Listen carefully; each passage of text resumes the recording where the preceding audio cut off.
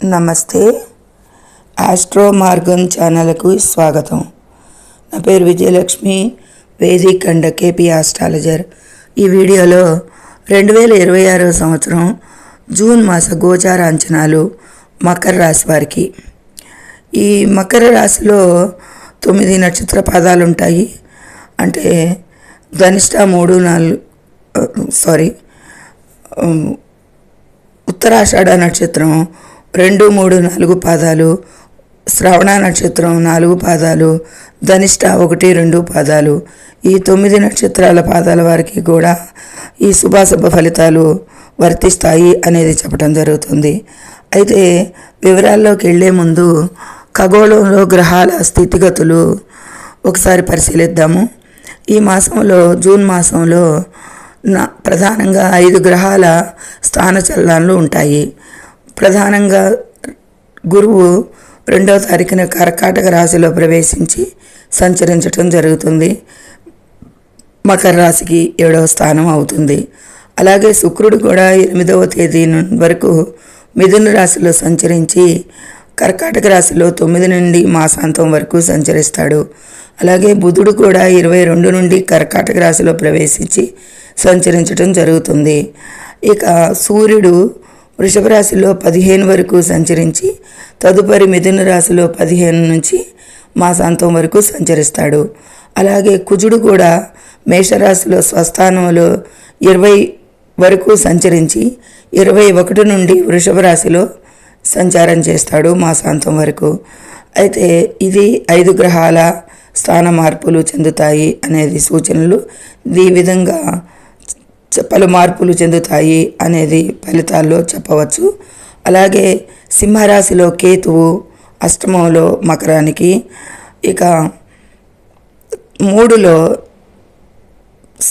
శని సంచారం జరుగుతుంది మీనరాశిలో, మకరానికి 2లో కుంభరాశిలో రాహు సంచారం. ఇది గ్రహాల స్థితిగతులు. వీటన్నిటి దృష్టి యుతి సమన్వత్వానుగుణంగా మకర రాశి వారికి క్లుప్తంగా ఫలితాలు జూన్ మాసంలో గోచార అంచనాలు తెలుసుకుందాం. మకర రాశి వారికి వృత్తిపరంగా చూస్తే కనుక కష్టానికి తగ్గ ఫలితమే లభిస్తుంది అనేది చెప్పచ్చు. బాగా కష్టపడాల్సి ఉంటుంది, అయినా కానీ చివరికి గుర్తింపు అయితే పొందుతారు. అయితే కార్యాలయ రాజకీయాలను జాగ్రత్తగా ఎదుర్కోవాల్సి ఉంటుంది. తోటి ఉద్యోగస్తుల నుండి, హయ్యర్ అధికారుల నుండి కూడా. ఏదైతేనేమి కార్యాలయంలో అంతర్గత శత్రువులను, రాజకీయాలను జాగ్రత్తగా ఎదుర్కోవాల్సి ఉంటుంది, గమనించుకోండి. వ్యాపార లాభాలు అయితే కనుక క్రమంగా బాగానే పెరుగుతాయి, వ్యాపార లాభాలు బాగుంటాయి అని చెప్పచ్చు. ఇక ఆర్థికంగా చూస్తే పెట్టుబడుల విషయాలకు కానీ గతంలో పెట్టిన పెట్టుబడులు ఈ మాసంలో బాగా మంచి రాబడినిస్తాయి అనేది సూచిస్తుంది. ఇక స్థిరాస్తి లావాదేవీల విషయంలో ఎక్కువగా జాగ్రత్త వహించాల్సి ఉంటుంది. కొద్దిపాటి నష్టపోయే అవకాశాలు కనిపిస్తున్నాయి. పెద్ద రుణాలు తీసుకోవడం లేదా ఇతరులకు అప్పు ఇవ్వడం వంటివి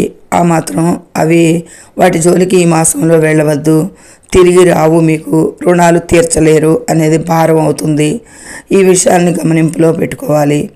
ఇక విదేశ ప్రయాణాలకి సంబంధించి విద్యార్థులకైతే ఏకాగ్రత కోల్పోతారు, ఏకాగ్రతను పెంచుకోవాల్సి ఉంటుంది. విదేశాలకు సంబంధించిన విద్య లేదా వృత్తిపరమైన ప్రయాణాలను జాగ్రత్తగా ప్రణాళిక చేసుకుంటేనే ఫలప్రదంగా ఉంటాయి, లేదంటే ఇబ్బందులు పాలవుతారు అనేది సూచిస్తుంది. ఇక ఆరోగ్యపరంగా చూస్తే కనుక తీవ్రమైన శారీరక శ్రమను పొందుతారు, వాటిని నివారించే ప్రయత్నం చేయండి. కడుపు సంబంధిత లేదా అలసట సమస్యలను నివారించడానికి ఆహారంపై దృష్టి పెట్టండి. ఎక్కువగా ఆరోగ్యపరంగా కూడా అంత బాగుండలేదు. కుటుంబం సంబంధాలు అయితే బలపడతాయి బాగానే ఈ మాసంలో. నెల చివరిలో న్యాయపరమైన వివాదాలు కానీ లేదా కోర్టు కేసులు కానీ విషయాలకు కానీ అనుకూలమైన వాతావరణం ఏర్పడవచ్చు అనేది కూడా సూచిస్తుంది గోచారంలో. ఇలా ప్రతికూల ఫలితాలే 3 వంతులు అదమంగానే ఉన్నాయి ఈ మకర రాశి వారికి.